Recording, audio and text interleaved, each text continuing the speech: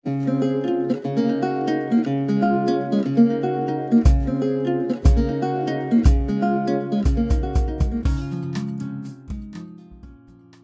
sa inyo lahat, mga bagong YouTubers na katulad ko. Okay, so pasensya na kayo.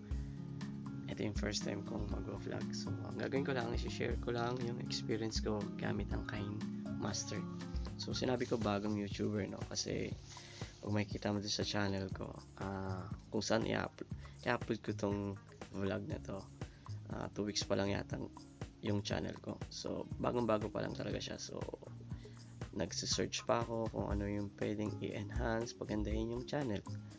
So, ito yung isa sa mga na-search ko, okay, para mapaganda yung channel natin. So, gusto kong i-share yung experience ko gamit ang Kinemaster. So, ano ba yung Kinemaster? Kinemaster is based, ano yan, isa yan sa mga application na pwede nating i-edit yung mga videos natin.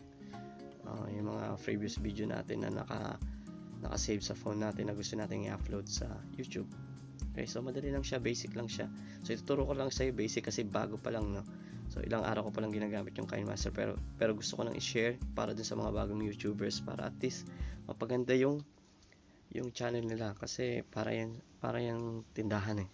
So pag hindi maganda yung channel mo, so in tendency wala masyadong mag-review. So at least basic ng magkaroon ng channel is basic editing. So, ito yung isa sa pinakamadali na kayang-kaya nyong gawin. Kasi ako nga, wala akong masyadong experience sa pag-upload ng mga video, lalo na vlog. So, kaya gusto kong i-share sa inyo para may matutunan sana kayo at may share. So umpisa na natin. Okay, so sa Kinemaster makikita mo doon sa left part ng sa baba ng Kinemaster may makikita kang red button dyan. So, i-click mo lang yan. Okay, pagka-click mo may mag-a-appear yan na red button again. So, i-choose mo yung empty project. Okay. So, pag-click mo ng empty project, so lalabas dyan yung screen. So, blank screen lang siya. So, right side mo ng screen mo, nandyan yung mga basic buttons na gagamitin natin. Okay. Para mag-edit ng video. So, meron dyang media browser, audio, voice, and layer. So, ngayon, basic muna ituturo ko kasi yun yung pinakamadali. Okay. So, una, okay, mag-extract ka ng video. So, using media browser. So, i-click mo lang yung media browser. So, pagka-click mo ng media browser, lalabas lahat ng videos na nakasave mo sa gallery sa phone mo. So, mag-choose ka lang. Okay. So, doon ako sa camera. Okay. Hanapin ko lang yung video na gusto kong i-edit. So, yan. Pagka-click mo, makikita mo agad yan. Mag-a-appear agad sa left side mo. So, sa right side ng screen mo, may arrow, may check mark dyan. So, i-click mo lang siya. Okay. Then, babalik ka dun sa screen mo. Okay. So, makikita mo dyan yung video mo na. So, dun sa left side part ng screen mo, may arrow dyan na sa baba. So, pipindutin ko siya. Yan. Makikita mo. So, pindutin mo lang siya para mapunta siya doon sa other side ng screen kasi dyan magsisimula yung pag-edit natin kasi pag nag-edit ka, okay, at least yan yung simula ng paglalagay natin ng mga basic editing. Okay, so pagkatapos magkaroon ka na ng video, so ang susunod pindutin mo yung layer. Okay, so sa layers nandyan yung lalabas yung mga option. So, ngayon, hindi pa ako masyadong familiar. So, ang ginagamit ko lang usually is sticker. Okay. Sticker and text muna. Okay. So, ituturo ko sa iyo yung mga basic ng paggamit niyan. Okay. So, first, yung sticker muna. So, pag-click mo ng sticker, lalabas yung mga upload na ng mga sticker na pwede mong gamitin dyan. So, since in-upload ko yung video ng anak ko, so gagamitin ko is siguro yung ribbon. Okay. So, pag-click mo ng ribbon, okay, pwede mo rin siyang i-edit, palakihin. Okay, paliitin. So, lagyan ko lang siya ng ganyan. Pwede mong i-drag kung saan mo gusto. Okay. So, pag okay na siya, right size, click mo ulit yung check mark. Okay. Katapos yan, syempre gusto mo lagyan siya ng audio. Okay. So, yung isang option dyan yung audio.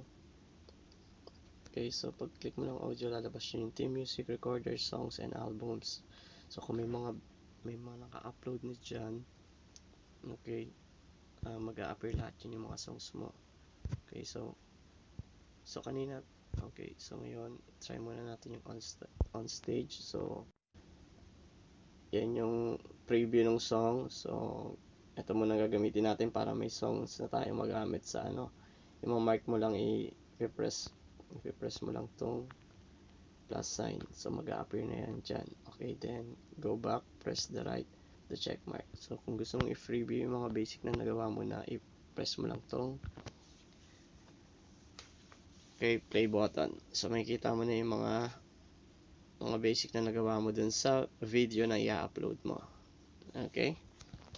So pwede mo siyang i-stop, tapos i-drag mo ulit back to the right side corner para dyan ulit lahat mag-i-start. So kung meron ka ng sounds, may sticker ka na, gusto mong lagyan ng mga text dyan, okay, pwede rin siya. So lagyan natin ng Wara Boom for example. Okay, pwede mo ring i-edit yung text na nagawa mo, kung anong klaseng font. Okay, lagyan mo rin siya ng kulay. So baba yung anak ko, so pink, I choose pink. Tapos i-scroll down mo lang, marami pa dyang option, so pwede mo siyang gamitin lahat. Okay, shadow. So kung gusto mo rin lagyan ng animation, may option dyan ng animation din. So pwedeng fade, pop, side, kung anong gusto mo siya. So choose natin yan. Okay, so pag naka-choose ka na, check mark mo lang ng check. So gusto mo ulit siyang i-preview, okay, play mo lang ulit. Okay, so as you can see guys, 'di ba?